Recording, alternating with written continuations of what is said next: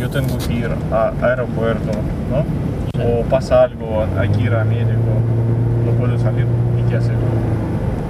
Hay gente que es así un poquito, en vez de llamarte y decir perdone, que... ¿no? Sí, pero yo no hablaba ni español, esto en principio cuando llegamos. No podría decir nada.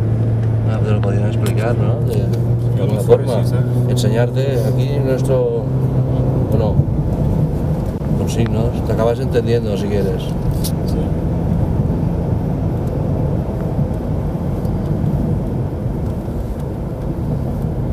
Si quieres entenderte, te entiendes.